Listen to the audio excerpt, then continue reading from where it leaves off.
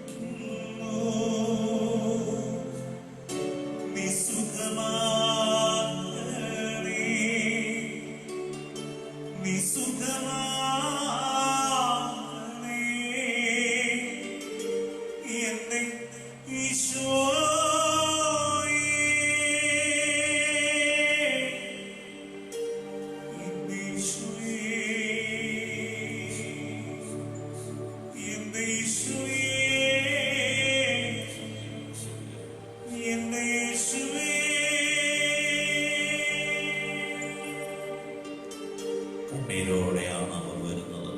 ഞാൻ അവരെ ആശ്വസിപ്പിച്ച് നയിക്കും. ഞാൻ അവരെ നീരൊഴുക്കുകളിലേക്ക് നയിക്കും. അവരുടെ വഴി സുഗമമായിരിക്കും. ഇനിമേൽ അവർക്ക് കാലിടറുകയില്ല. കർത്താവേ, തിരുവചനത്തിൽ ശരണം കണ്ണീർ തുടയ്ക്കുന്ന വഴികളിൽ ഞങ്ങളെ പിടിച്ചുയർത്തുന്ന അന്ധകാരത്തിൽ ഇരിക്കുന്ന കിരീടി പുതിയൊരു പ്രകാശം തുളയ്ക്കപ്പെട്ട കരം നീട്ടണമേ. ഞങ്ങളെ വീണ്ടെടുക്കണം.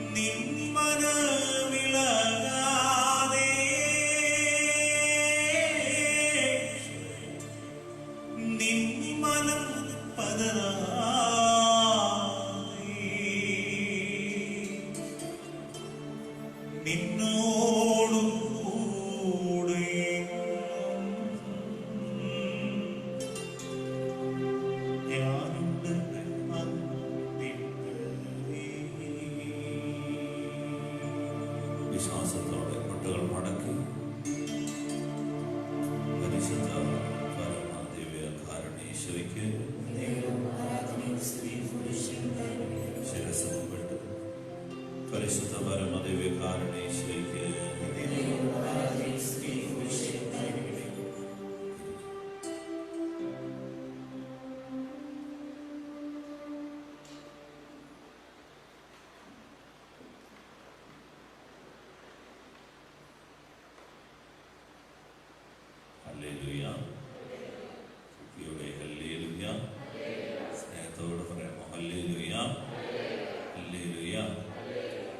പരിശുദ്ധ അമ്മയുടെ തിരുനാൾ ദിവസം, പിറന്നാൾ ദിവസം നമുക്ക് സ്വർഗം വലിയ സന്തോഷം അനുഗ്രഹവും നൽകട്ടെ. ഇപ്പോഴീ ദിവസം നമ്മൾ കഴിഞ്ഞ ആഴ്ച ധ്യാനിച്ചതിൻ്റെ ഒരു തുടർച്ചയായിട്ട് ഒരു വാക്ക് ധ്യാനിക്കുകയാണ്, മധ്യസ്ഥത. പലരും ഇത് ചോദിക്കുന്നുണ്ട്. പ്രത്യേകിച്ച് എട്ടുന്നൊക്കെ വരുമ്പോൾ സ്വാഭാവികമായിട്ടും ഈ കോവിഡ് കാലത്ത് പിന്നെയും നമ്മൾ കുറേ പേരെങ്കിലും പരിശുദ്ധ അമ്മയെ എന്ന് വിളിച്ചുകൊണ്ട് വരുമ്പോൾ ചിലരെങ്കിലും നെറ്റി വിളിച്ച് ചോദിക്കും, വല്ല കാര്യമുണ്ടോ, ഈ മധ്യസ്ഥതയ്ക്ക് ആവശ്യമുണ്ടോ, ആ സമയം കൂടെ നേരിട്ടങ്ങ് പ്രാർത്ഥിച്ചാൽ പോരെ. അതുകൊണ്ടാണ് നമ്മൾ ഈ വിഷയം ഒന്നുകൂടി കൈകാര്യം ചെയ്യാനായിട്ട് ആഗ്രഹിക്കുന്നത്. നമ്മുടെ വിശ്വാസത്തിൻ്റെ വളർച്ചയ്ക്ക് പലർക്കും ഉത്തരം കൊടുക്കാനായിട്ട് ഇത് കാരണമാകട്ടെ. കാരണം നമ്മൾ വിശ്വസിച്ചെങ്കിൽ മാത്രമേ സുസ്ഥിതി പ്രാപിക്കുകയുള്ളൂ എന്ന് ബൈബിൾ നമ്മളെ പഠിപ്പിക്കുന്നുണ്ട്. വിശ്വസിച്ചാൽ നീ സുസ്ഥിതി പ്രാപിക്കും. Hallelujah, hallelujah. പ്രിയപ്പെട്ടവരെ, നമ്മൾ ഇന്ന് ഇതുകൊണ്ട് കാണാൻ ആഗ്രഹിക്കുന്നത് ഈ ചോദ്യത്തിന് ഉത്തരമാണ്. മധ്യസ്ഥത ആവശ്യമുണ്ടോ? ചോദ്യം ഇങ്ങനെയാണ്, യേശു ഏക മധ്യസ്ഥനല്ലേ? യേശു ഏക രക്ഷകനല്ലേ? പിന്നെ രക്ഷിക്കാൻ, പ്രാർത്ഥിക്കാൻ വേറൊരാളിൻ്റെ ആവശ്യമുണ്ടോ? ബൈബിളിൽ തന്നെ പറഞ്ഞിട്ടുണ്ട്, ആകാശത്തിനും ഭൂമിക്കും മധ്യേ ഒറ്റ ഒരു മധ്യസ്ഥനേ ഉള്ളൂ, അവരുടെ പേരാണ് യേശു. അപ്പൊ പിന്നെ ഏക മധ്യസ്ഥൻ യേശു അല്ലേ? മറ്റു മധ്യസ്ഥര് വേണം. അപ്പൊ നമ്മൾ ബൈബിൾ സൂക്ഷ്മമായി പഠിക്കണം. പഠിക്കുമ്പോഴാണ് ഉത്തരങ്ങൾ മനസ്സിലാകുന്നത്. ഈ യേശു തന്നെ, ദിവ്യകാരുണ്യനാഥൻ തന്നെ തന്റെ ഐഹിക ജീവിതത്തിൽ ഇങ്ങനെ പറഞ്ഞിട്ടുണ്ട്, മധ്യസ്ഥത വേണം. ആ സുവിശേഷ ഭാഗമാണ് നമ്മൾ വായിക്കുന്നത്. യോഹന്നാന്റെ സുവിശേഷം 14-ാം അധ്യായത്തിന്റെ 16-ാം വാക്യം. യോഹന്നാൻ 14:16 ഈശോ മറ്റൊരു മധ്യസ്ഥനെ കുറിച്ച് പറയുന്നുണ്ട്. അതായത് യേശു ഏക മധ്യസ്ഥനല്ലേ? ഏക മധ്യസ്ഥനല്ലേ ഈശോ? വേറൊരു മധ്യസ്ഥൻ വേണോ? ഇതാണ് ചോദ്യം.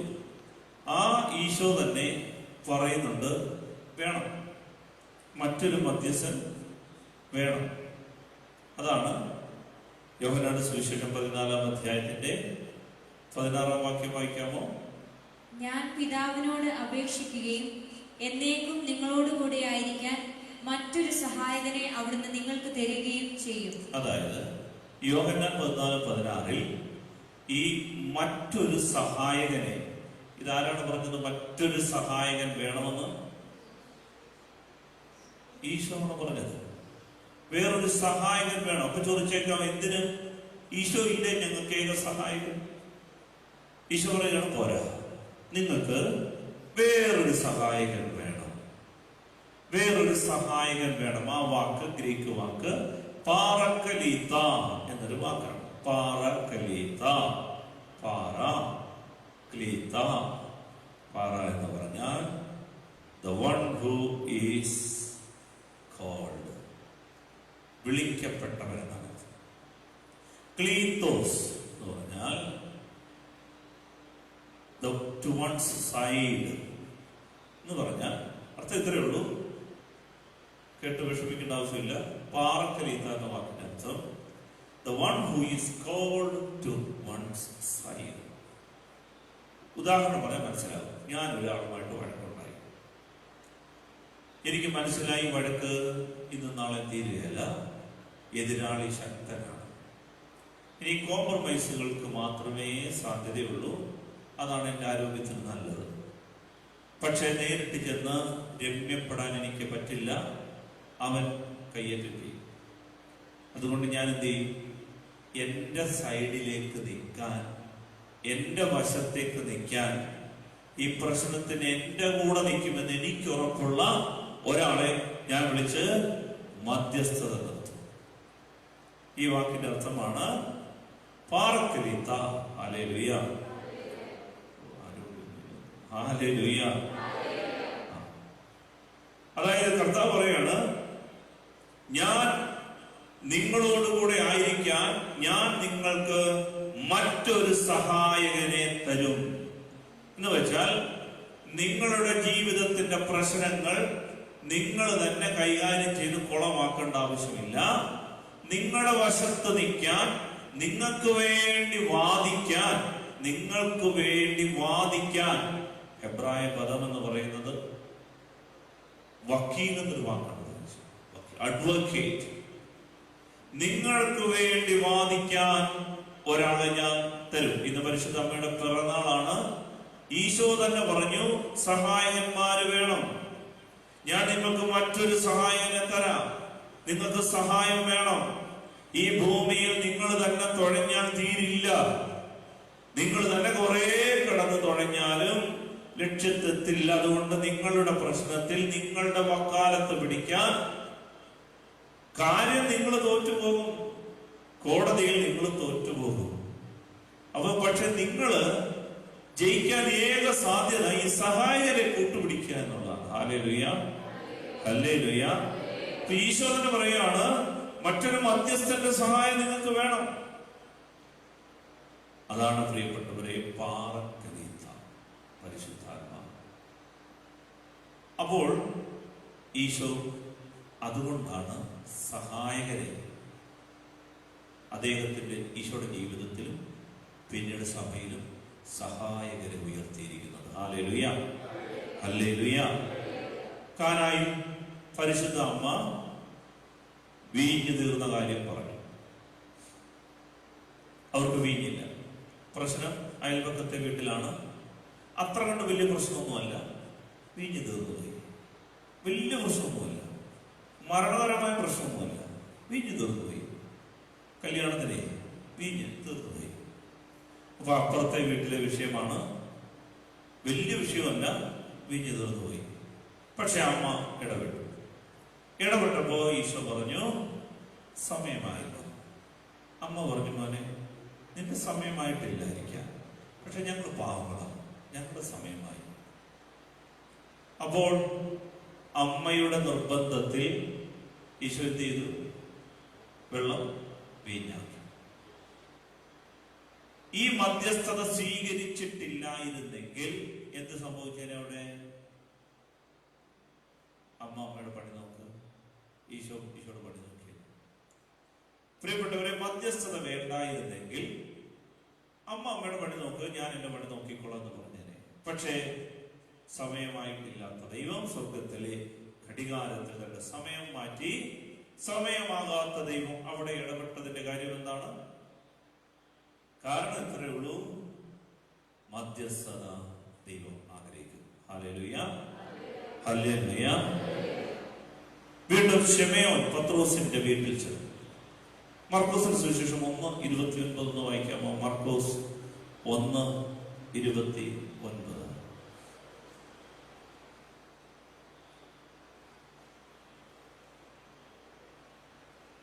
യേശു സിനഗോഗിൽ നിന്നിറങ്ങി യാക്കോബിനോടും യോഹന്നാനോടും കൂടെ ശിമയോന്റെയും അന്ത്രയോസിന്റെയും ഭവനത്തിലെത്തി. ശിമയോന്റെ അമ്മായിയമ്മ പനി പിടിച്ച് കിടപ്പായിരുന്നു. അവളുടെ കാര്യം അവർ അവനോട് പറഞ്ഞു. അവനോട് പറഞ്ഞു. ശ്രദ്ധിക്കണം, പള്ളിയിലെ ശുശ്രൂഷ കഴിഞ്ഞ്, കുർബാന കഴിഞ്ഞ് നമ്മൾ വീട്ടിൽ പോകുന്ന കണക്കെ സിനഗോഗിലെ ശുശ്രൂഷ കഴിഞ്ഞിട്ട് ഈശോ ശിഷ്യന്മാരും പോകുന്ന വഴിക്ക് ശിമയോൻ പത്രോസിന്റെ വീട്ടിൽ കയറി. അവിടെ ചെല്ലുമ്പോ ശിമയോന്റെ അമ്മായിയമ്മ എന്ത് പിടിച്ചു കിടക്കായിരുന്നു? പനി പിടിച്ചു കിടക്കായിരുന്നു. വചനം എഴുതി വെച്ചിരിക്കുകയാണ്, അവളുടെ കാര്യം അവർ അവനോട് പറഞ്ഞു. ഈശോയ്ക്ക് അറിയത്തില്ലായിരുന്നു. എന്തിനാ ഇങ്ങനെ പറഞ്ഞു? കണ്ട അറിയത്തില്ലേ പനി പിടിച്ച് കോഞ്ഞാണ്ട് പിടിച്ചിരിക്കാന്ന്? നേരെ ചെന്ന് അങ്ങ് സുഖപ്പെടുത്തിയാ പോരായിരുന്നു.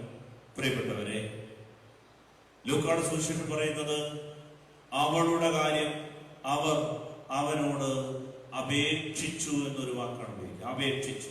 മർക്കോസ് പറയുന്നത് അവളുടെ കാര്യം അവർ അവനോട് പറഞ്ഞു.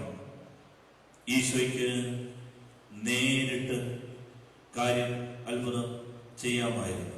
പക്ഷേ മനുഷ്യരുടെ മധ്യസ്ഥം ആഗ്രഹിക്കുന്ന ഒരു ദൈവമാണ് നമ്മുടെ മുമ്പിൽ എഴുന്നള്ളിയിരിക്കുന്നത്. ഹല്ലേലൂയ. ശ്രമേർത്തി ഹല്ലേലൂയ, ഹല്ലേലൂയ. ബൈബിൾ വെറുതെ ചരിത്രം പറയുന്നതല്ല, ബൈബിൾ എന്റെ നിങ്ങളുടെ ദൂത. അങ്ങനെയെങ്കിൽ ബൈബിളിൽ എഴുതി വച്ചിരിക്കുകയാണ്, അവളുടെ കാര്യം അവനോട് പറയണമെന്ന് അവൻ ആഗ്രഹിച്ചു. അതിന്റെ വെളിച്ചത്തിൽ അവൻ ഇടപെടും. പ്രിയപ്പെട്ടവരെ, ഇതാണ് ബൈബിളിൽ നമുക്ക് വേണ്ടി ദൈവം ഒരുക്കുന്നത്. അപ്പൊ മധ്യസ്ഥത വേണം. അപ്പൊ അതിനുവേണ്ടി ദൈവം നമുക്ക് ഒരുക്കിയ 3 തരത്തിലുള്ള മധ്യസ്ഥരുണ്ട്. ഒന്നാമത്തെ മധ്യസ്ഥനാണ് പരിശുദ്ധാത്മാവ്. അതാണ് പറഞ്ഞത്, മറ്റൊരു സഹായകനെ നിങ്ങൾക്ക് കിട്ടും. രണ്ടാമത്തെ മധ്യസ്ഥയാണ് ഹൈപ്പർദൂളിയ, നാം ശ്രേഷ്ഠമായ വണക്കം കൊടുക്കുന്ന പരിശുദ്ധാത്മാവ്. ആരാധന 3 തരത്തിലുണ്ട് എന്ന് വെച്ചാൽ ദൈവത്തിന് കൊടുക്കുന്ന ശ്രേഷ്ഠമായ വണക്കം, പരമമായ ആരാധന. അതിന് പറയുന്ന പേര് ലാത്രീയ എന്നാണ്. എന്ന് പറഞ്ഞാൽ ദൈവത്തിന് മാത്രം കൊടുക്കുന്ന ആരാധന. ദൈവത്തിന് മാത്രമേ ആരാധനയുള്ളൂ. എന്നാൽ പരിശുദ്ധ അമ്മയ്ക്ക് നമ്മൾ കൊടുക്കുന്ന, സഭ കൊടുക്കുന്ന സ്നേഹാദരവിന് പറയുന്ന പേരാണ് ഹൈപ്പർദൂളിയ, ശ്രേഷ്ഠമായ വണക്കം. എന്നാൽ വിശുദ്ധർക്ക് കൊടുക്കുന്ന വണക്കമുണ്ട്, അതിന്റെ പേരാണ് ധൂളിയ. ധൂളിയ, ഹൈപ്പർദൂളിയ, ലാത്രീയ. അപ്പോൾ ഇതിൽ പ്രിയപ്പെട്ടവരെ, ആരാണ് ഈ വിശുദ്ധർ എന്ന് മനസ്സിലാക്കുന്നതിന് മുമ്പ് നമുക്കറിയാം 3 തരത്തിലുള്ള മധ്യസ്ഥരുണ്ട്. ബൈബിൾ നമുക്ക് തരുന്ന ഒന്ന് പരിശുദ്ധാത്മാവാണ് ഈ മധ്യസ്ഥൻ. പാറക്കലീത്ത. ആരാണ് ഈ പാറക്കലീത്ത എന്ന് കണ്ടു? എന്റെ വശത്തേക്ക് ഞാൻ വിളിച്ചു മാറ്റി നിർത്തുന്ന, എന്റെ കാര്യത്തിന് തീർപ്പ് കൽപ്പിക്കാൻ എനിക്ക് ഉറപ്പുള്ള, എന്റെ കൂടെ നിൽക്കുമെന്നും എന്നെ സഹായിക്കുമെന്നും എനിക്ക് വേണ്ടി വാദിക്കുമെന്നും എനിക്കുറപ്പുള്ള ആളിന്റെ പേരാണ് സഹായകൻ, പാറക്കലീത്ത. അവന്റെ മധ്യസ്ഥത എനിക്ക് വേണം. മധ്യസ്ഥത വേണം. പ്രിയപ്പെട്ടവരെ, ഇത് പുതിയ നിയമത്തിലെ കണ്ടെത്തലല്ല. ഇത് മനുഷ്യന്റെ ചരിത്രം മുതൽ, ബൈബിളിൽ ഉൽപ്പത്തി മുതൽ നമ്മൾ വായിച്ചാൽ ഈ പരിശുദ്ധാത്മാവിനെ കുറിച്ച് പറയുന്നുണ്ട്. ഈ സഹായകൻ, മധ്യസ്ഥത വേണമെന്ന്. പഴയ നിയമത്തിൽ പരിശുദ്ധാത്മാവിനെ വിളിക്കുന്ന പേരാണ് എന്ത്? പുതിയ പാഠമാണ്, ശ്രദ്ധിക്കുക. പഴയ നിയമത്തിൽ പരിശുദ്ധാത്മാവിന്റെ വിളിക്കുന്ന പേരാണ് മെൽക്കിസദേക്ക്. ഹല്ലേലൂയ. ഹല്ലേലൂയ, ഹല്ലേലൂയ. ഉൽപ്പത്തിയുടെ പുസ്തകം 14-ാം അധ്യായത്തിൽ നമ്മളത് വായിക്കുന്നുണ്ട്. 17 മുതലുള്ള വാക്യങ്ങളിൽ 18-ാം വാക്യം തൊട്ട് വായിച്ചാൽ മതിയാകും. കാരണം ചില സ്ഥലങ്ങളുടെ പേരാണ് നമ്മുടെ നാട്ടിലെ സ്ഥലങ്ങളല്ല, ഇത്തിരി പാടാ വായിക്കാൻ. അതുകൊണ്ട് 18-ാം വാക്യം തൊട്ട് വായിച്ചോളൂ. സാലേം രാജാവായ മെൽക്കിസദേക്ക് അപ്പവും വീഞ്ഞും കൊണ്ടുവന്നു. അത്യുന്നതനായ ദൈവത്തിന്റെ പുരോഹിതനായിരുന്നു അവൻ അബ്രഹാമിനെ ആശീർവദിച്ചുകൊണ്ട് പറഞ്ഞു, ആകാശത്തിന്റെയും ഭൂമിയുടെയും നാഥനായ അത്യുന്നത ദൈവത്തിന്റെ കൃപാകടാക്ഷം നിന്റെ മേലുണ്ടാകട്ടെ. ശത്രുക്കളെ നിന്റെ കയ്യിൽ ഏൽപ്പിച്ച അത്യുന്നത ദൈവം അനുഗ്രഹീതൻ. അബ്രാം എല്ലാറ്റിന്റെയും ദശാംശം അവന് കൊടുത്തു. അതായത് പഴയ നിയമത്തിൽ ഒരു രാജാവിനെ കുറിച്ച് പറയുന്നുണ്ട്. ഈ രാജാവിന്റെ പ്രത്യേകതകൾ ഒന്ന് ശ്രദ്ധിച്ചു കേൾക്കണം. ഈ രാജാവിന്റെ പേര് മെൽക്കിസദേക്ക്. മെൽക്കോ എന്ന് പറഞ്ഞാൽ കിങ് എന്നാണ്, രാജാവ് എന്നാണ്. ഈ രാജാവിന്റെ സ്ഥലം ഏതാണെന്നാണ് എഴുതി വെച്ചിരിക്കുന്നത്? ശാലേമിലെ രാജാവ്.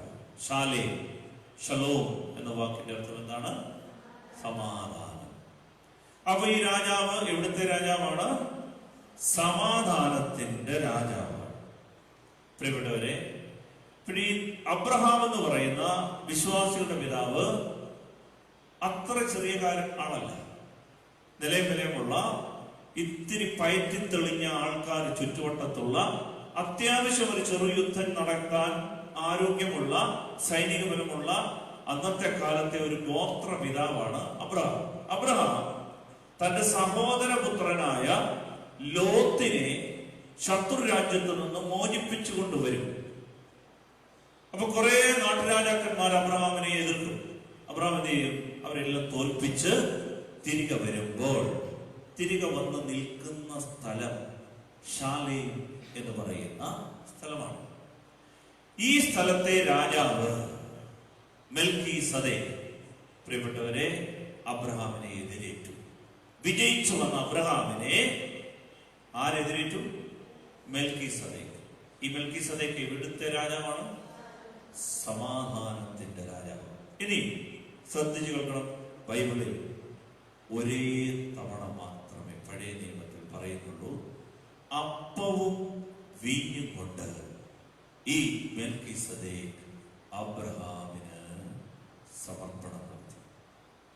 ബൈബിളിൽ നിങ്ങൾ ഇനിയും എവിടൊക്കെ വേണമെങ്കിലും വായിച്ചു, അപ്പവും വീഞ്ഞും കൊണ്ട് ആ സ്ഥലത്ത് ബലിയർപ്പിച്ച ഒറ്റ രാജാവേ ഉള്ളൂ. രാജാവിന്റെ പേരാണ് മെൽക്കീസദേക്ക്. വേറെ ഒറ്റ രാജാക്കന്മാരും പഴയ നിയമത്തിൽ ഇങ്ങനെ ബലിയർപ്പിച്ചതായിട്ടില്ല, അപ്പവും വീഞ്ഞും. ഇനി ആ സ്ഥലം പിന്നീട് അബ്രഹാം എന്ത് ചെയ്തെന്നറിയാമോ?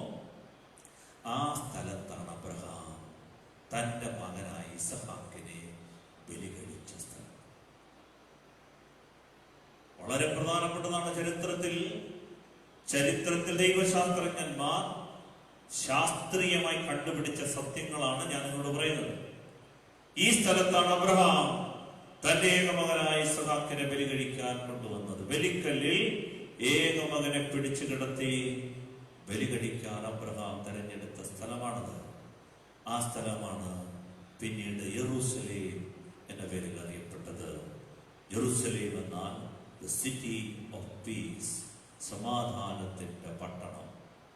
പ്രിയപ്പെട്ടവരെ, ആ സ്ഥലത്താണ് അപ്പർ റൂം, മാളിക മുറി, റോമാക്കാരും ബാബിലോണിയക്കാരും അസീറിയക്കാരും 1000 തവണ ഈ ചെറു രാജ്യത്തെ നശിപ്പിച്ചെങ്കിലും, ജെറുസലേമിനെ കത്തിച്ചു കളഞ്ഞെങ്കിലും ഇന്നും അത് സ്പർശിക്കപ്പെടാതെ പോയ ഒരേ ഒരു സ്ഥലം മാത്രമേ വിശുദ്ധ നാട്ടിലുള്ളൂ. അതിന്റെ പേരാണ് യെരൂശലേമിലെ ഈ അപ്പർ റൂം, മാളിക മുറി. അവിടെയാണ് അബ്രഹാം നിന്ന സ്ഥലം. പിൽക്കാലത്ത് സോളമൻ പള്ളി പണിയിച്ച ആ സ്ഥലം, അവിടെയാണ് ഈശോ അപ്പവും വീഞ്ഞും കൊണ്ട് അപ്പായ്ക്ക് ബലിയർപ്പിച്ചത്. Hallelujah, സർവ്വവേദി hallelujah. പ്രിയപ്പെട്ടവരെ, അബ്രഹാമിന് അപ്പവും വീഞ്ഞും കൊണ്ട് ബലിയർപ്പിച്ച ഒരു രാജാവുണ്ട്. ഈ രാജാവിന്റെ പേരാണ് മെൽക്കീസദേക്ക്. വീണ്ടും പറയുകയാണ്, അബ്രഹാം ഉടനെ എന്ത് ചെയ്തെന്നറിയാമോ? അബ്രഹാം തന്റെ സമ്പത്തിന്റെ എല്ലാ സമ്പത്തിന്റെയും ദശാംശം അവന് കൊടുത്തു. ആർക്ക് കൊടുത്തു? മെൽക്കീസദേക്കിന് കൊടുത്തു. മെൽക്കീസദേക്കിന് അബ്രഹാം തന്റെ സമ്പത്തിന്റെ ദശാംശം അപ്പോൾ മെൽക്കീസദേക്കിന് അബ്രഹാം കൊടുത്തു. ആരാണ് ഈ മെൽക്കീസദേക്ക്? പരിശുദ്ധാത്മാവിന്റെ പ്രാഗ്രൂപം, പരിശുദ്ധാത്മാവിന്റെ മുന്നാസ്വാദനം. പ്രിയപ്പെട്ടവരെ, ഈ പരിശുദ്ധാത്മാവിനെ സഹായകനായി ദൈവം നമുക്ക് നിശ്ചയിച്ചു തന്നു. ഈ പരിശുദ്ധാത്മാവ് ആരാണെന്ന് ബൈബിളിൽ 3 തവണ, അല്ലെങ്കിൽ ഈ മെൽക്കീസദേക്കിനെ കുറിച്ചുള്ള സൂചന 3 തവണ മാത്രമേ ബൈബിളിലുള്ളൂ. ഒന്ന് ഞാനിപ്പോൾ വായിച്ച ഉൽപ്പത്തിയുടെ പുസ്തകം 14-ാം അധ്യായത്തിന്റെ 18 മുതലുള്ള വാക്യങ്ങൾ. എന്നാൽ മറ്റൊരു വാക്യം 110-ാം സങ്കീർത്തനത്തിന്റെ 4 മുതലുള്ള വാക്യങ്ങളാണ്. അതൊരു മിശിഹാ പ്രവചനമാണ്. 110-ാം സങ്കീർത്തനം 4 മുതലുള്ള വാക്യങ്ങളിൽ ആരാണ് ഈ മെൽക്കീസദേക്ക് എന്ന് പറയുന്നുണ്ടെന്ന് വായിക്കാമോ? കർത്താവ് ശപഥം ചെയ്തു, മെൽക്കീസദേക്കിന്റെ ക്രമമനുസരിച്ച് നീ എന്നേക്കും പുരോഹിതനാകുന്നു, അതിന് മാറ്റമുണ്ടാവുകയില്ല. നീ മെൽക്കീസദേക്കിന്റെ ക്രമപ്രകാരം എന്നേക്കും പുരോഹിതനാണ്. ഈ സങ്കീർത്തന പ്രവചനം നമുക്കറിയാം. യേശു ക്രിസ്തു നിത്യ പുരോഹിതനാണ്. ആ പൗരോഹിത്യം ഏത് ക്രമപ്രകാരമാണ്? അബ്രഹാമിന് ഈ അപ്പവും വീഞ്ഞും സമർപ്പിച്ച ഒരു ക്രമമുണ്ട്.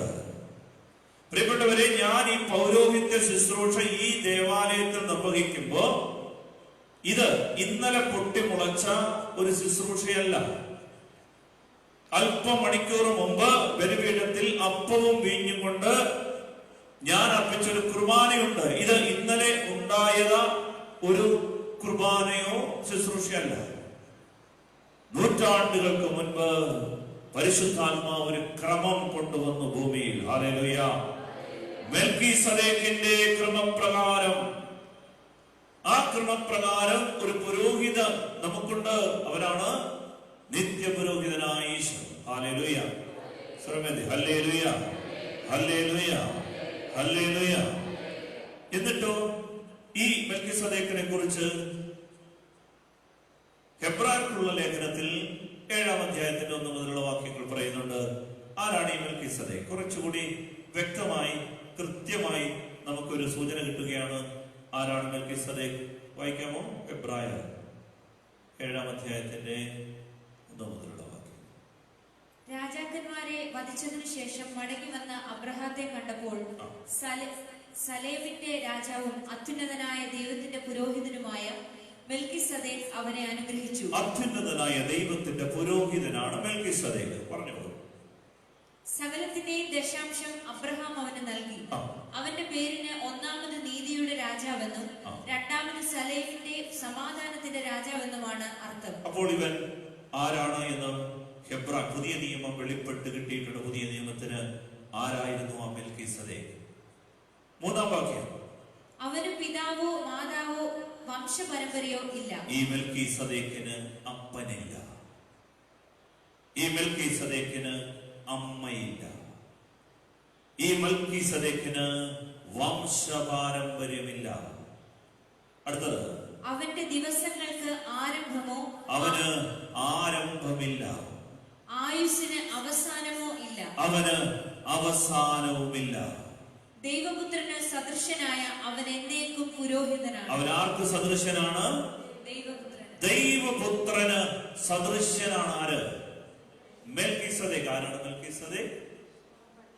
വ്യക്തമായി. ആരാണ് മെൽക്കീസദേക്ക്? അവൻ അപ്പനില്ല, അമ്മയില്ല, വംശപാരമ്പര്യമില്ല, അവൻ ആരംഭമില്ല, അവൻ അവസാനമില്ല. അവൻ ദൈവപുത്രന്റെ സദൃശനാണ്. അവന്റെ പേരാണ് ഹോളി സ്പിരിറ്റ്. പ്രിയപ്പെട്ടവരെ, ബൈബിൾ തുടക്കം മുതലേ നിനക്കൊരു സഹായകനെ തന്നിട്ടുണ്ട്. ഹല്ലേലൂയ. ബൈബിളിൽ തുടക്കം മുതൽ നിനക്കൊരു മധ്യസ്ഥനെ തന്നിട്ടുണ്ട്. ഈശോ പറഞ്ഞു, ഈ മറ്റൊരു സഹായകനെ ഞാൻ നിനക്ക് തരും. അവൻ എന്നേക്കും നിന്നോടുകൂടെ ഇരിക്കും. നീ പരാജയപ്പെട്ടാൽ ശരിയാണെന്നേ, കോടതി ചെന്നാൽ നീ ജയിക്കാൻ സാധ്യതയില്ല. ദൈവത്തിന്റെ കോടതിയിൽ നിന്നാൽ പരാജയം ഉറപ്പാണ്, ശിക്ഷ ഉറപ്പാണ്, കയ്യിലിരിപ്പതാണ്. പക്ഷേ ബൈബിൾ, തിരുവചനം, ഈശോ നിനക്കൊരു സഹായകനെ വാഗ്ദാനം ചെയ്തിട്ടുണ്ട്. അവനാണ് പരിശുദ്ധാത്മാവ്. പ്രിയപ്പെട്ടവരെ, ഇതാണ് ബൈബിളിലെ ഒന്നാമത്തെ സഹായം, മധ്യസ്ഥത. രണ്ടാമത്തെ സഹായം, പ്രിയപ്പെട്ടവരെ, പരിശുദ്ധ അമ്മ. ഞാനത് രണ്ടും കൂടെ ഒന്നിച്ചു പറയാം. പരിശുദ്ധ അമ്മയും വിശുദ്ധരും. എന്തുകൊണ്ടാണ് ഇവർ മധ്യസ്ഥരാകുന്നത്? ഒന്നാമത്തെ ചോദ്യം, ബൈബിളിൽ മധ്യസ്ഥത ആവശ്യമുണ്ട്. ദൈവം സഹായകനെ നിശ്ചയിച്ചു തന്നിട്ടുണ്ട്. സഹായം നിനക്ക് വേണം. നിനക്ക് നേരിട്ട് ദൈവസിംഹാസനത്തെ സമീപിക്കാൻ പറ്റില്ല. അതിന് നിന്നെ സഹായിക്കാൻ ദൈവം തന്നെ ഇൻസ്റ്റിറ്റ്യൂട്ട് ചെയ്ത സ്ഥാപിച്ച പ്രിൻസിപ്പിൾസ് ആണിത്, തത്വങ്ങളാണിത്. ഈ തത്വം നിനക്കും എനിക്കും വേണം. ഇതിനെ നീ സമീപിക്കണം. ഇതാണ് ബൈബിളിന്റെ ഭാഷ്യം, ബൈബിളിന്റെ പ്രിൻസിപ്പിൾ. 2, ആരാണ് ഈ വിശുദ്ധ? അത് മനസ്സിലാക്കാൻ ഒരു വാക്യം നമ്മൾ പഠിച്ചുകൊണ്ട് ആരാധന പൂർത്തിയാക്കാം. റോമർക്ക് എഴുതിയ ലേഖനം 12-ാം അധ്യായം 1-ാം വാക്യം. റോമർ 12:1 വായിക്കാമോ? സുന്ദരമായ ഒരു വചനമാണ്. റോമർക്ക് എഴുതിയ ലേഖനം 12-ാം അധ്യായത്തിന്റെ 1-ാം തിരുവചനം. ആകയാൽ സഹോദരരെ, ദൈവത്തിന്റെ കാരുണ്യം അനുസ്മരിച്ചുകൊണ്ട് ഞാൻ നിങ്ങളോട് അപേക്ഷിക്കുന്നു. നിങ്ങളുടെ ശരീരങ്ങളെ വിശുദ്ധവും ദൈവത്തിന് പ്രീതികരവുമായ സജീവ ബലിയായി സമർപ്പിക്കുവിൻ. ഇതായിരിക്കണം നിങ്ങളുടെ യഥാർത്ഥമായ ആരാധന. ഹല്ലേലൂയ. ഈ വാക്യം നമ്മൾ വളരെ നന്നായി മനസ്സിലാക്കുന്നത് നമ്മുടെ ജീവിതത്തിന്റെ ആത്മീയ ജീവിതത്തിന്റെ വളർച്ചയ്ക്ക് ഏറ്റവും നല്ലതാണ്. പ്രിയപ്പെട്ടവരെ, ബൈബിളിൽ നമ്മളെ പഠിപ്പിക്കുകയാണ്, എന്റെ പ്രിയപ്പെട്ടവരെ, ദൈവത്തിന്റെ കാരുണ്യം അനുസ്മരിച്ചുകൊണ്ട് ഞാൻ നിങ്ങളോട് അപേക്ഷിക്കുന്നു. പൗലോസ് നമ്മളോട് കെഞ്ചുകയാണ്, അപേക്ഷിക്കുകയാണ്. എന്റെ പ്രിയപ്പെട്ടവരെ, ദൈവത്തിന്റെ കാരുണ്യം യാചിച്ചുകൊണ്ട് ഓർത്തുകൊണ്ട് ഞാൻ നിങ്ങളോട് അപേക്ഷിക്കുകയാണ്. എന്നിട്ട് പറയുകയാണ്, നിങ്ങളുടെ ശരീരങ്ങളെ വിശുദ്ധവും ദൈവത്തിന് പ്രീതികരവുമായ സജീവ ബലിയായി സമർപ്പിക്കുവിൻ. ഇതായിരിക്കണം നിങ്ങളുടെ യഥാർത്ഥ ആരാധന. പ്രിയപ്പെട്ടവരെ, ഞാൻ നിങ്ങളോട് പറഞ്ഞു, ദൈവ ആരാധനയ്ക്ക് പറയുന്ന പേരാണ് ലാത്രയ്യ. ലാത്രയ്യ പരിശുദ്ധ അമ്മയ്ക്ക് കൊടുക്കുന്ന വണക്കത്തിന് പറയുന്നതാണ് ഹൈപ്പർ ധൂളിയ. വിശുദ്ധർക്ക് കൊടുക്കുന്ന വണക്കത്തിന് പറയുന്ന പേരാണ് ധൂളിയ. ഇത് നമുക്കറിയാം. ഇതിൽ ദൈവ ആരാധനയുടെ പേരെന്താണ്? ലാത്രയ്യ. ഇവിടെ പൗലോസ്ലീഹ ഈ വാക്യം ഉപയോഗിക്കുമ്പോൾ ലാത്രയ്യ എന്നൊരു വാക്കാണ് ഉപയോഗിക്കുന്നത്. എന്ന് പറഞ്ഞാൽ സജീവമായ ദൈവ ആരാധന എന്ന് വെച്ചാൽ എന്താണെന്നറിയാമോ? ആ വാക്ക് പൗലോസ്ലീഹ ഉപയോഗിക്കുന്നത്, ശ്രദ്ധിച്ചു കേൾക്കണം, ആ വാക്ക് ലോജിക്കെ ലാത്രയ്യ എന്നാണ്. ലോജിക്കെ ലാത്രയ്യ. ലോഗോസ് ക്വിസ് എന്നൊക്കെ നമുക്കറിയാമല്ലോ. ലോഗോസ് ക്വിസ് അടുത്ത ആഴ്ചയാണ് ലോഗോസ് ക്വിസ്. ഈ ലോഗിക്കെ എന്ന് പറഞ്ഞാൽ ലോഗോസ് വചനം. പൗലോസ്ലീഹ പറയുന്ന ആരാധന എന്താണെന്ന് അറിയാമോ? ഏറ്റവും ശ്രേഷ്ഠമായ ആരാധന, എന്റെ പ്രിയപ്പെട്ട ദൈവമക്കളെ, നിങ്ങൾ ദൈവത്തിന് കൊടുക്കാവുന്ന ദൈവത്തിന് ഏറ്റവും ഇഷ്ടപ്പെട്ട ആരാധന എന്താണെന്ന് അറിയാമോ? നിങ്ങളുടെ ശരീരത്തെ വചനമാക്കുക. ഹല്ലേലൂയ. ഒന്നും മനസ്സിലായിട്ടില്ല, അതുകൊണ്ട് ഇങ്ങനെ പറഞ്ഞു. Hallelujah, hallelujah. നിങ്ങളുടെ ശരീരങ്ങളെ വചനമാക്കുക. എന്റെ പ്രിയപ്പെട്ടവരെ, ഉത്തരം ഇത്രയേ ഉള്ളൂ. വിശുദ്ധ അവരുടെ ജീവിതത്തെ വചനമാക്കി മാറ്റി. ഒറ്റ ഉദാഹരണം പറഞ്ഞാൽ മനസ്സിലാവും. ഒരു പാവിനി 24 മണിക്കൂർ വ്യഭിചാരത്തിൽ പെട്ടുപോയൊരു പെണ്ണ് കരഞ്ഞ് കലങ്ങിയ കണ്ണുമായി ശമയോന്റെ വീട്ടിൽ വന്ന് അവന്റെ പാദത്തിൽ കണ്ണീര് കൊണ്ട്, പാദത്തിൽ പൊട്ടിയൊഴുകിയ കണ്ണുനീര് കൊണ്ട് അവന്റെ പാദം കഴുകി തലമുടി കൊണ്ട് തുടച്ചു, തെരുതരെ ചുംബിച്ചു. അനേകരെ പാപത്തിന്റെ ചുടുചുംബനം കൊണ്ട് വീഴിച്ച അവളുടെ ചുണ്ടുകൾ അന്നു മുതൽ അവന്റെ പാദം ചുംബിക്കുന്നതിനായി. അനേകരെ അവളുടെ അഴകാർന്ന കാർകൂന്തൽ കൊണ്ട് പാപത്തിലേക്ക് വലിച്ചഴിപ്പിച്ച അവൾ അന്നു മുതൽ അവന്റെ പാദം തുടയ്ക്കുന്ന തുണിയാക്കിയതിനെ മാറ്റി.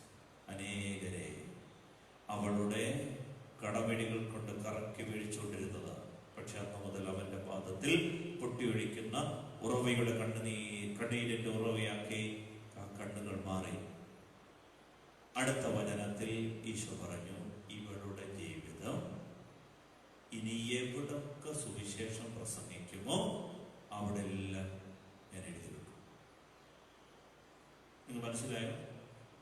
ശരീരത്തെ എന്തോക്കി? വചനമായി. എവിടൊക്കെ സുവിശേഷ താളുകളിൽ ഈശോയെ കുറിച്ച് പറയുമ്പോൾ അവളുടെ പേര് കാണും. ഇതിന്റെ പേരാണ് എന്റെ പ്രിയപ്പെട്ടവരെ ലോജിക്കെ ലാത്രയ്യ. നിന്റെയും എന്റെ ജീവിതം ഈ താളുകളിൽ ഇടം പിടിച്ചാൽ ഇതാണ് ഏറ്റവും വലിയ ആരാധന.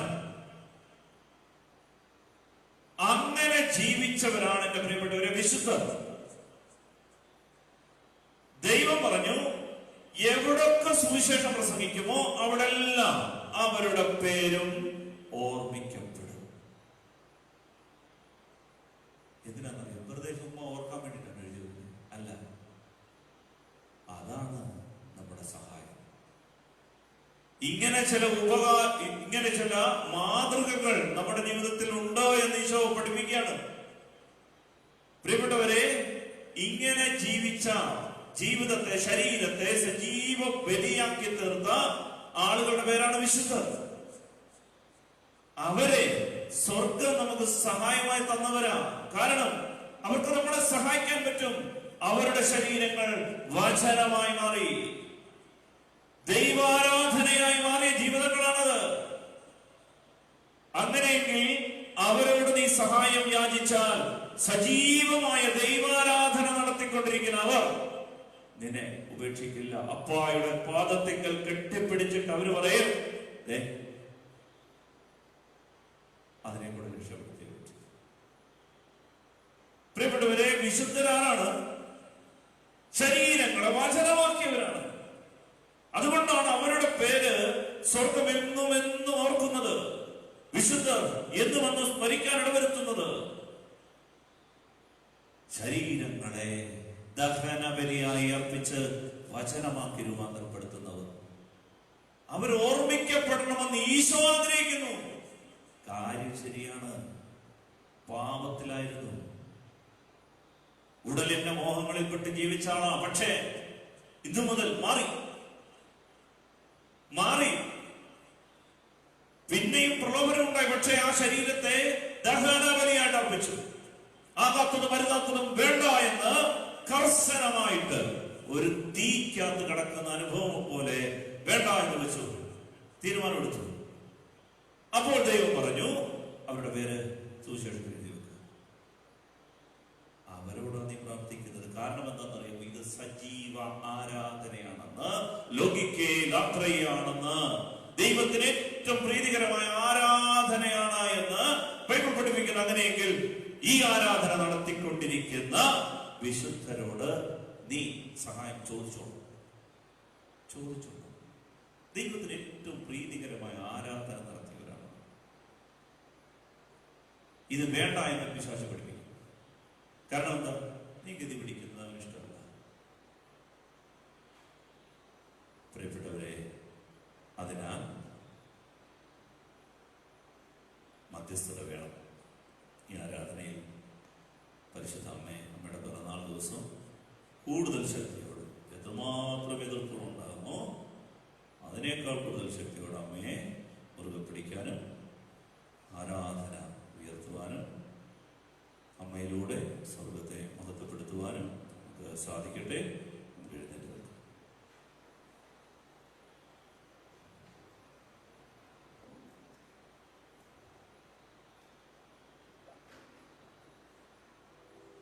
ഒരിക്കൽ കൂടി നമുക്ക് കർത്താവിനെ ആരാധിക്കാം. ഏറ്റവും നല്ല ആരാധന പ്രിയപ്പെട്ടവരെ ശരീരങ്ങളെ ബലിയായി അർപ്പിക്കുന്ന, ശരീരങ്ങൾ വചനമായി മാറുക, 4 പേർക്ക് പറയാൻ പറ്റുന്ന രീതിയിൽ ജീവിതങ്ങൾ മാറുക, 4 പേർക്ക് മാതൃകയാക്കാവുന്ന രീതിയിൽ, മറ്റുള്ളവർക്ക് പ്രചോദനമാകുന്ന രീതിയിൽ ജീവിതങ്ങളെ മാറ്റും. ഇന്ന് വരെ ജീവിച്ച വഴികളിൽ നിന്ന് മാറി നടക്കുക. അതൊരു ദഹനബലിയാണ്.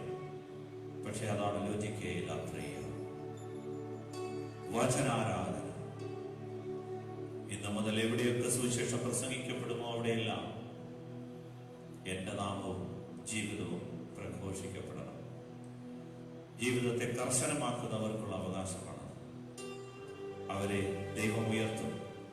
ലോകത്തിന് സഹായമായി, ലോകത്തിന് മധ്യസ്ഥരായി, അവരുടെ കണ്ണുനീരിന്റെ മുൻപിൽ, അവരുടെ നിലവിളിക്ക് മുൻപിൽ അവരുടെ കരങ്ങൾ ഉയർന്നു നിൽക്കുമ്പോൾ ദൈവം ഭൂമിയെ രമ്യപ്പെടുത്തും, ഭൂമിയെ മോചിപ്പിക്കും. ഇതാണ് ദൈവത്തിന്റെ തീരുമാനം. വലതുകരമെന്ന് ഇരുകരങ്ങളെന്ന് ഉയർത്തും. കർത്താവേ, എനിക്കായി ഒരുക്കിയ എല്ലാ വിശുദ്ധരെയും ഓർത്ത്, പരിശുദ്ധ അമ്മയെ ഓർത്ത്, എല്ലാത്തിനും ഉപരി പരിശുദ്ധാത്മാവെന്ന വലിയ സഹായകനെ, മധ്യസ്ഥനെ ഓർത്ത് നന്ദി പറയണം. ശരണപ്പെടാനുള്ള കൃപ തരണം. ലോകത്തിന്റെ നുണകൾ കേട്ട് വചനത്തിൽ നിന്ന് മാറി നടക്കാൻ ഇടവരരുത്. ഇരുകരങ്ങൾ ഉയർത്തി സ്തുതിക്കാം. ഹല്ലേലൂയ. ശക്തിയോടെ സ്തുതിക്കാം, ദാഹത്തോടെ സ്തുതിക്കാം, ആത്മീയമായി വളരാൻ ആഗ്രഹിച്ച് സ്തുതിക്കാം. സഹായമായ പരിശുദ്ധാത്മാവ് ഇറങ്ങുന്ന നമ്മളെ അനുഗ്രഹിക്കുന്നു. സജീവമായ ആരാധന ഉയരട്ടെ. ശരീരങ്ങളെ ഉയർത്തുന്ന, ഉണർത്തുന്ന, ദഹനബലി അർപ്പിക്കുന്ന ആരാധന, വചനത്തിന്റെ ശക്തി വ്യാപിക്കും. Hallelujah, hallelujah.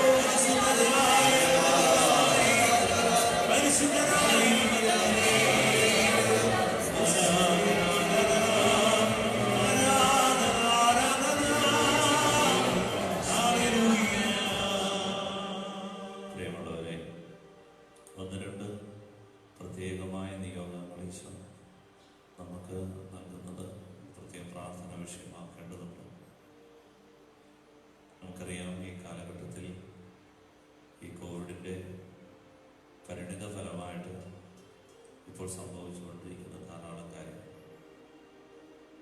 സമ്പർക്ക രോഗികളുടെ എണ്ണം പെരുകുന്നു. അപകടം നിറഞ്ഞ വഴികളാണ് നമുക്ക് പരിസരത്തൊക്കെ ഉണ്ടാകുന്നത്. അപ്രതീക്ഷിതമായി നമ്മളൊക്കെ കണ്ടെയ്ൻമെന്റ് സോണുകളിലേക്കും ക്വാറന്റൈനിലേക്കൊക്കെ പോകുന്നുണ്ട്. കൂടെയുള്ള എത്ര പേർക്കൊക്കെ ഈ രോഗമുണ്ട് എന്ന് പോലും അറിയാത്ത വിധത്തിൽ അത് ബാധിക്കുന്ന അനേകം മരണമുഖത്താണ് പലപ്പോഴും പല ആളുകളും. ആരോഗ്യ പ്രവർത്തകരുടെ മനസ്സ് പലപ്പോഴും ഇടിഞ്ഞു പോകുന്നുണ്ട്. ഭരണാധികാരികളുടെ മനസ്സ് നിരന്തരം വിമർശനങ്ങൾ കേട്ടു തളർന്നു പോകുന്ന നമ്മുടെ പ്രിയപ്പെട്ട ഭരണാധികാരികളെ, നമ്മളെ സഹായിക്കുന്നവരെ, പോലീസ് ഡിപ്പാർട്ട്മെന്റ്, ആരോഗ്യ പ്രവർത്തകർ, നമ്മുടെ സർക്കാർ ഉദ്യോഗസ്ഥർ, ചെറുതും വലുതുമായി നമ്മളെ സഹായിക്കുന്ന പ്രിയപ്പെട്ട ദൈവമക്കള്, പ്രാർത്ഥന കൊണ്ട് ബലപ്പെടുത്തുന്നവരെ, ഇവരെല്ലാം നമ്മളൊന്ന് ദൈവസന്നിധിയിൽ ഓർക്കണം. സാമ്പത്തിക മേഖലയിൽ ജോലി മേഖലകൾ തകർന്നു പോയവരുണ്ട്. കുഞ്ഞുങ്ങളുടെ ഭാവിയെ രക്ഷിതമാകും. പ്രതീക്ഷിച്ചതൊന്നും നടക്കാതെ പോകുന്നു. എത്ര നാളെന്ന് പോലും അറിയാൻ ആഗ്രഹപ്പെടുന്നു. മദ്യത്തിനും മയക്കുമരുന്നിനും വിഷാദത്തിനും ഒക്കെ അടിപ്പെട്ടു പോകുന്നു. ഏറിയ പങ്കും ആൾക്കാര് രാഷ്ട്രീയമായ അനിശ്ചിതാവസ്ഥയിലായി പോകുന്നു. സാമൂഹ്യമായ സുരക്ഷിതത്വം നഷ്ടപ്പെടും. ഭീകരമായ പിശാചിന്റെ പ്രവർത്തനങ്ങളിൽ കെണികളിൽ പെട്ടുപോകും. അതിനേക്കാൾ ഉപരി പലരും മാരകമായ രോഗത്തിൽപ്പെട്ടിട്ട് ചികിത്സ പോലും സാധ്യമല്ലാതെ പോകുന്ന അവസ്ഥ. ചികിത്സിക്കണമെന്ന് ആഗ്രഹിച്ചിട്ട് സാധിക്കുന്നു. മരണഭയങ്ങളുണ്ട്, രോഗഭയങ്ങൾ വേണ്ടയാണ്. ചില രോഗങ്ങൾ കണ്ടുപിടിക്കപ്പെട്ടു, പക്ഷേ ചികിത്സിക്കാൻ പറ്റാത്ത അവസ്ഥ.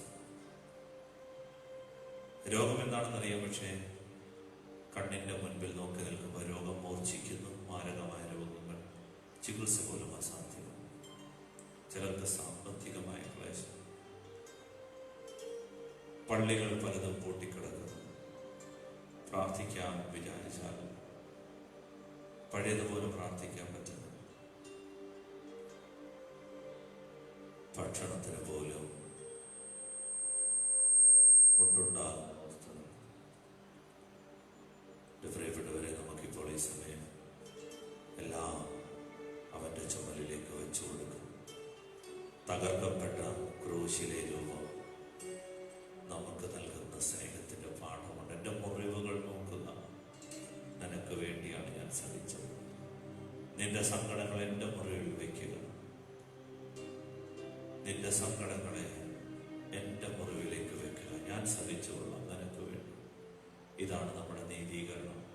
വിശ്വസിച്ചുകൊണ്ട് ഈ സമയം ഇങ്ങനെ നേറ്റു പറയാം. കർത്താവായ ഈശോയേ, അങ്ങ് ഞങ്ങളുടെ ഏകരക്ഷകനാണെന്ന് വിശ്വസിച്ചേറ്റു പറയുന്നു. കാലങ്ങളായി എന്നെയും എന്റെ കുടുംബത്തെയും വേട്ടയാടി തകർക്കുന്ന എല്ലാ തിന്മകളെയും എല്ലാ അസ്വസ്ഥതകളെയും രോഗപീഠകളെയും എല്ലാ തടസ്സ ശക്തികളെയും യേശുവിന്റെ തിരുമുറിവിലേക്ക്, യേശു ക്രിസ്തുവിന്റെ തിരുമുറിവിലേക്ക് ഞാനിതാ സമർപ്പിക്കുന്നു. വിശ്വാസത്തോടെ ഏൽപ്പിക്കുന്നു. യേശുവേ, ദാവീദിന്റെ പുത്ര, ഈ നിമിഷം കരുണ തോന്നണമേ.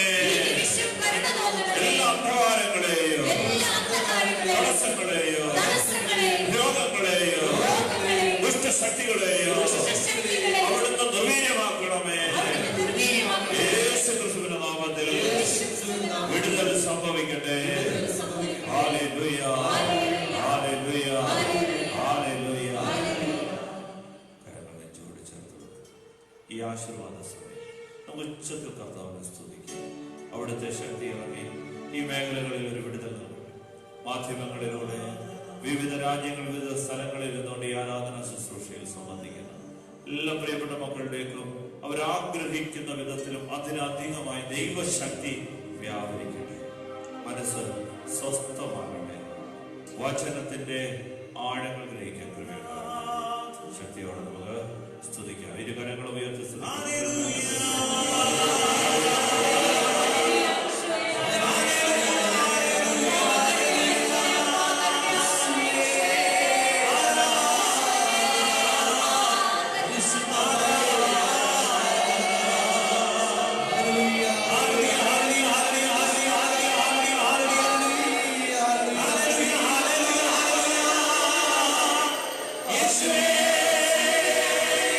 Yes,